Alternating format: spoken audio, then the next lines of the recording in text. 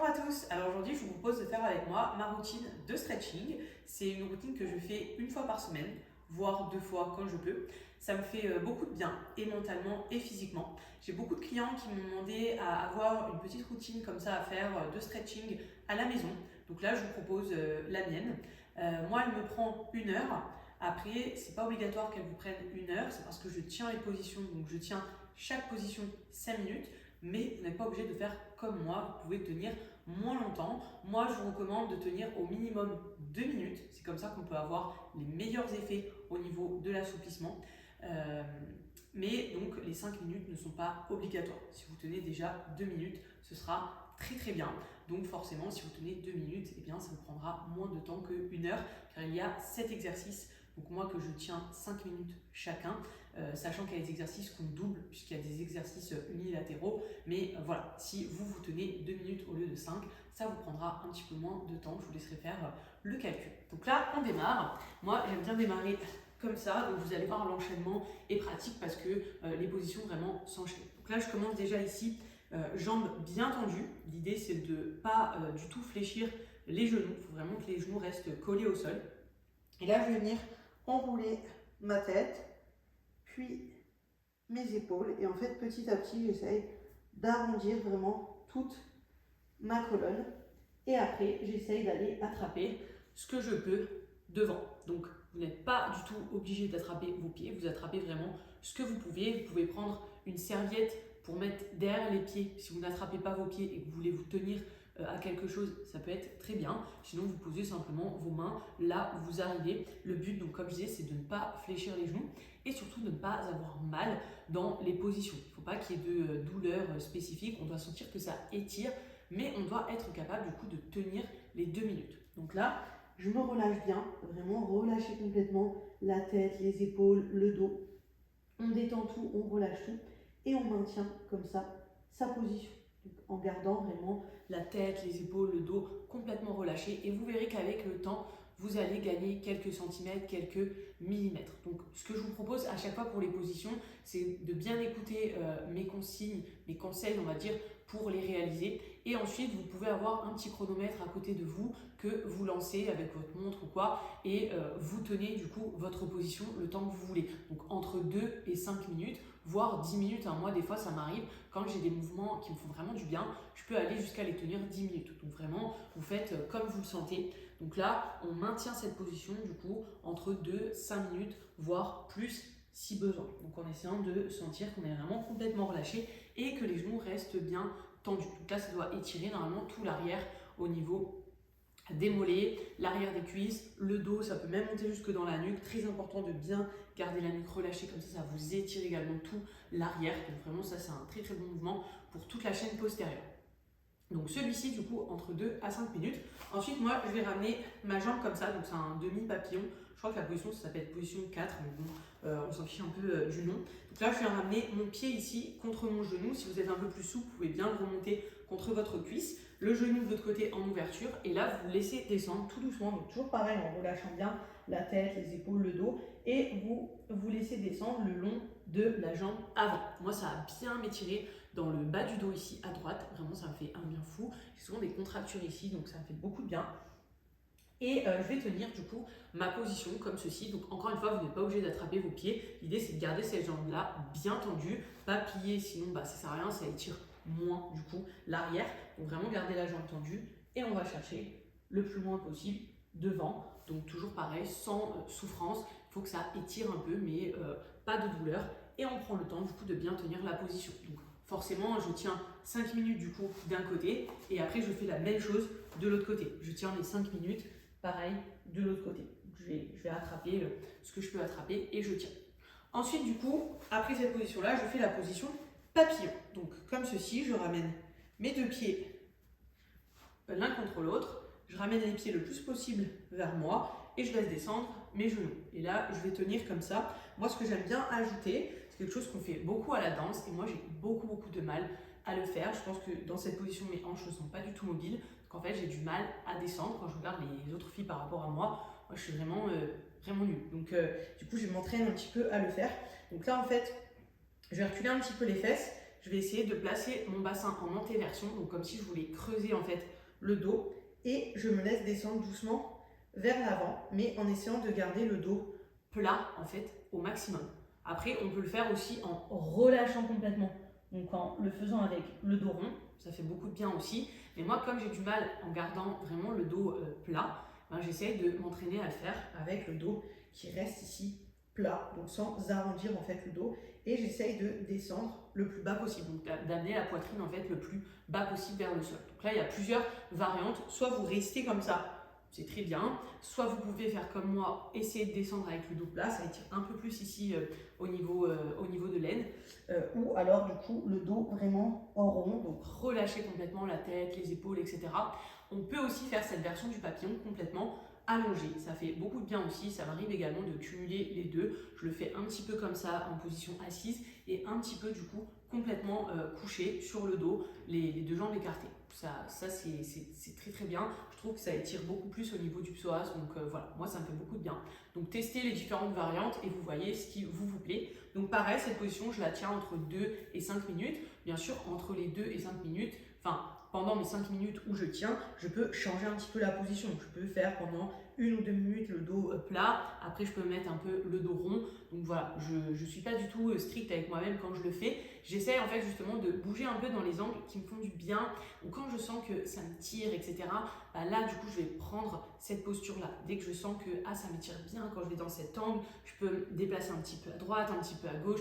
Voilà, il faut que je sente que ça me fait du bien et c'est dans cet angle-là que j'ai besoin en fait d'étirer mes muscles. Donc voilà, je vous invite à vraiment vous faire la même chose, vraiment vous écouter. Après, je vais venir ouvrir les deux jambes, comme ceci. Donc j'essaie d'écarter les jambes le plus possible. Pareil, c'est un truc qu'on fait beaucoup à la danse.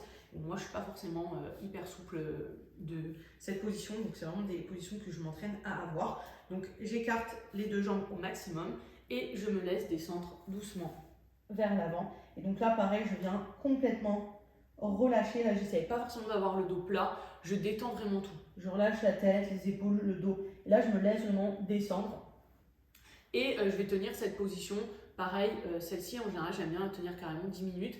Après, ce que je peux faire, c'est aller un petit peu sur les côtés. Donc, je vais aller un petit peu sur mon côté gauche, puis un petit peu sur mon côté droit. Bon, là, j'ai la table. En général, je me déplace un peu quand je le fais, ou je déplace un peu ma table. En général, je me mets vraiment dans cet endroit pour le faire. Donc, vous avez vraiment la réalité, disons, devant vous. Et voilà, mais le plus longtemps que je tiens, c'est vraiment au milieu, ça me fait vraiment beaucoup de bien. Donc après, vous écartez les jambes autant que vous pouvez, encore une fois, il ne faut pas se faire mal. Il faut vraiment que les jambes restent bien tendues, que ça reste quand même assez souple, déverrouillé, on va dire, dans les hanches. Pensez à surélever un petit peu les fesses avec un coussin, c'est valable pour tous les exercices. Si vous sentez que vous êtes coincé au niveau des hanches, vous mettez un coussin sur les fesses et vraiment vous sentirez beaucoup mieux. Donc voilà, on essaie vraiment de se relâcher, toujours pareil, veillez à détendre la tête, les épaules, le dos, ça fait vraiment du bien quand on s'étire. Et on essaie toujours d'aller le plus loin possible, mais sans douleur. Donc voilà pour ces mouvements-là. Ensuite, je vais m'allonger complètement sur le dos. Donc là, je vais me retourner pour que la position soit assez... que vous voyez bien. Donc là, je vais venir m'allonger et je vais attraper un pied. Donc avec la jambe complètement tendue. Et l'autre jambe, pareil, au sol, complètement tendue. Et j'essaie de ramener mon pied ici le plus possible vers moi, en gardant, du coup, je veille à garder cette jambe-là complètement tendue. Donc, jambe bien tendue, et je laisse descendre doucement vers moi. Il ne faut pas du tout que mon genou commence à plier ici. Il faut vraiment que la jambe reste complètement tendue, même si je descends moins, même si je suis obligée de me relever un peu ici. Vraiment, c'est pas grave. Je veux juste que cette jambe, elle reste complètement tendue, et j'essaie de ramener le pied le plus possible. Et là, donc pareil, je vais tenir 5 minutes d'un côté, puis 5 minutes de l'autre côté. Donc avec ma jambe qui est au sol, pareil, j'essaie qu'elle soit complètement tendue et vraiment relâchée. Je relâche complètement, je détends complètement. Et là, donc, je tiens 5 minutes d'un côté, 5 minutes de l'autre côté. Ensuite, pour la position, je vais venir ramener ici la cheville droite sur le genou gauche, avec du coup le genou droit qui part bien ici en ouverture. Et je viens ramener ici la cuisse gauche vers moi. Tac, et j'attrape ma cuisse gauche Et là, je ramène le plus possible en gardant toujours ce genou droit ici, vraiment en ouverture. Donc là, ça va bien m'étirer au niveau du moyen fessier. Et donc j'essaye de ramener le plus possible le genou gauche vers moi. Après, vous pouvez prendre un coussin pour poser votre tête tranquillement au sol. Et donc là, pareil, je vais tenir ma position 5 minutes d'un côté, puis 5 minutes de l'autre côté.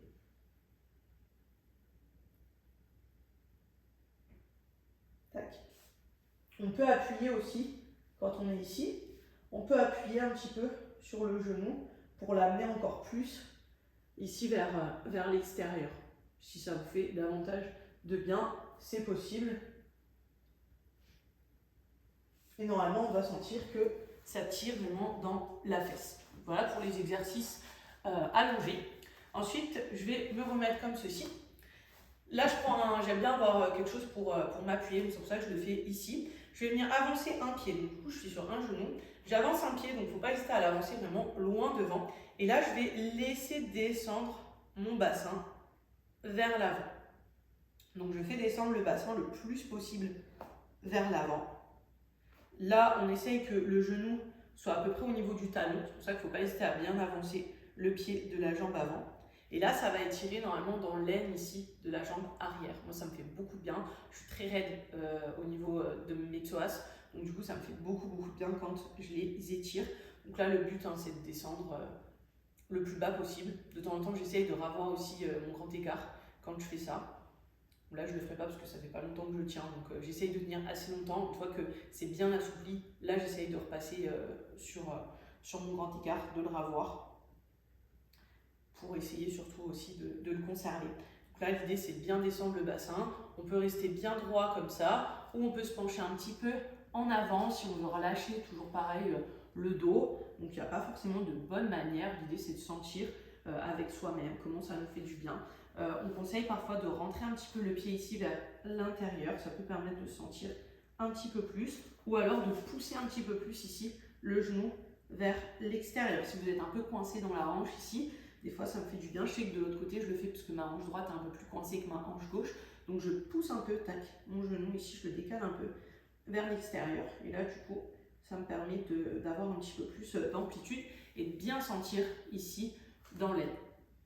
Donc, je fais d'un côté, pareil, je fais de l'autre côté. Je tiens mes 5 minutes. Donc là, c'est de ce côté-là où j'aime bien vraiment ouvrir ici au niveau de la jambe droite. Sinon, ça coince un peu au niveau de ma hanche droite toujours. Et là, je laisse bien descendre le bassin vers le sol. Et donc là, ça m'étire bien au niveau de mon psoas, du coup, sur la jambe arrière. Je laisse descendre tranquillement. Donc là, je bouge un peu aussi dans la position. Je vais être bien droite. Après, je vais me mettre un petit peu comme ça au sol. Donc l'idée, c'est de tenir, mais il ne faut pas forcément être rigide. Ah, c'est cette position et je ne bouge pas du tout pendant 2 ou 5 minutes. Non, on peut, voilà. Donc, voilà pour toutes les positions que je fais. Parfois, je peux terminer aussi avec une petite extension pour le dos. Donc, je m'allonge complètement sur le ventre et je viens pousser ici avec les bras pour étirer. Donc là, ça étire en fait les abdos, mais j'aime bien faire travailler en fait sur mon extension tout simplement de la colonne. Donc l'idée, c'est de décoller le buste le plus possible. Le bassin du coup va rester au sol. On décolle simplement le buste. On essaye de monter au maximum. Il ne faut pas que ça pince dans le dos, il ne faut pas de douleur. Vous pouvez démarrer déjà comme ça sur les avant-bras. Si ça va, du coup, vous pouvez essayer d'aller tendre plus ou moins les bras, mais toujours pareil. Voilà. Faut pas se faire mal. Et pareil, je vais tenir la position 5 minutes, comme ça. On peut relâcher en même temps la tête. On n'est pas obligé de garder la tête bien droite. On peut détendre ici. Comme ça fait du bien aussi pour les cervicales, ça les relâche. Donc voilà un petit peu.